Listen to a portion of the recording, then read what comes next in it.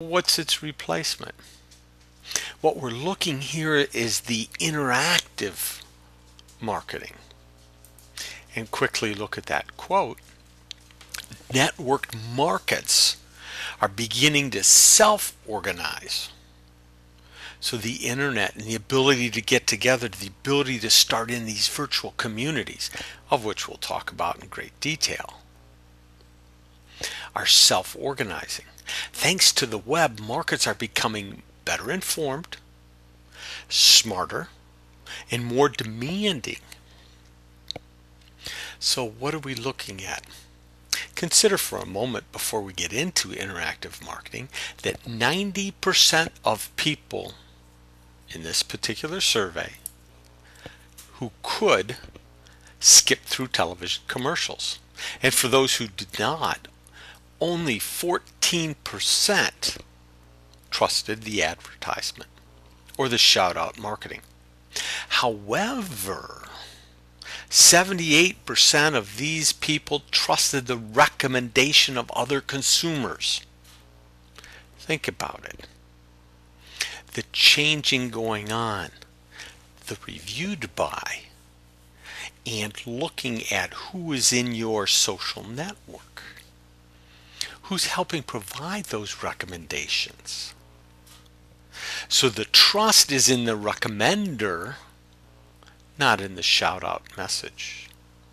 So let's continue to look at different types of marketing. One of the ideas is guerrilla marketing. It's an unconventional system of promotions that relies on time, energy, and imagination. Different ways to get your message out. Typically, these consumer marketing campaigns are unexpected and unconventional. They may be interactive, and consumers are targeted in an unexpected place. What about consumer-driven marketing? That's a method of promotion that relies on the customer, helping to market the idea, product, or service by choosing to share something with their friends. Go back to 78% trust recommendations of others. So they're more fans, if you will, than consumers. So the consumer-driven marketing assumes the content that these individuals, our fans, are sharing must not only be shareable, but must be share-worthy. So in addition to content that you could give someone, they must be worthy of being received and listened to. So this type of marketing requires a very deep understanding of how and why individuals share things. They must require an understanding of a willingness to put these motivations front and center. So consumer-driven marketing relies on people sharing ideas and information about the organization's brand. Don't forget, you could be a brand as well. So what do you represent? So do people want to share information about you, your organization, with their friends? Let's take a look real quick here at this example. This specific example is of a 16-year-old YouTuber. This individual delivered 3 times the traffic in a couple of days. The traditional coverage couldn't do over 5 months. Think about for a second an example of Mountain Dew, where they kicked off their Dew-mocracy campaign by letting fans design the Dew flavors and packaging. Think about the example of Burger King. Burger King's Whopper Sacrifice campaign asked fans to delete Facebook friends to get a free Whopper. That worked so well, Facebook shut that down. Think about in 2010, Ford Motor Company kicking off their Fiesta movement.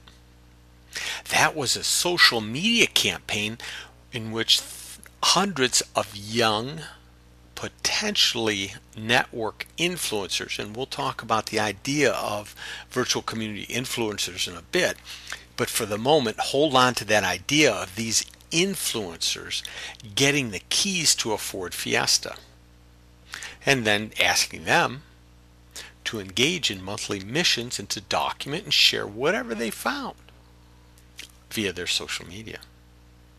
Think about after 23 years of buying ads in Super Bowl, Pepsi said no thank you and passed the Super Bowl event. They didn't stop advertising. They didn't stop trying to get their message out. They didn't stop promoting their brand. What they did was they reallocated a third of their marketing budget to a refresh project. It was a social media campaign that rewards those with big ideas for solutions to local and government and global problems. So, going back to Juicy Start, Michael Fox, the CEOs of Shoes of Prey, blogged about how this 16-year-old, her video promoting the Design Your Own Shoes became the #1 most commented on and the #5 most viewed video. Think about getting your message out from a key influencer, Juicy Star, getting that message out to the world. You're going to somebody that is trustworthy, and the content regarding the product went viral around the world. So let's continue to think about that. Go back to the idea that 90% of those that can skip through television commercials will.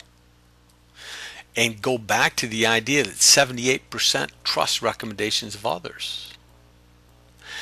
Where are you going to put your various tactics for your strategy to get your message out? Social media, mobile media, blogs, email, fixing your search engine marketing organic, your public relations, as well, not only organic, which is free, but paid, which is what you have to pay for. So you're seeing these focus areas are shifting in an interactive world. Interactive spending is changing too.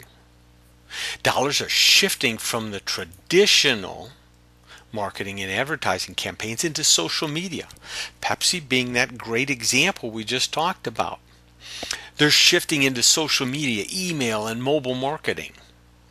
Interactive marketing will be nearly $55 billion. The mobile and social media spending show expected compounded annual growth rates of 27% for mobile and 34% for social media.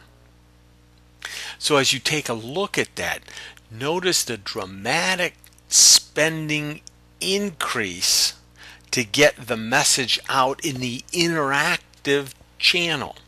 That's where the spending is going. Notice in search, we see the allocation. We looked at the search paid versus search optimized. Notice that there's still tremendous funding for the paid search marketing. Let's quickly take a look then at online advertising.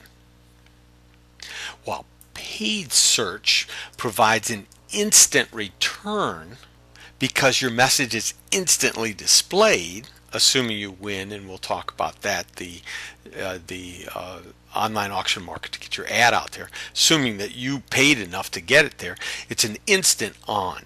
It runs immediately. People will see it now.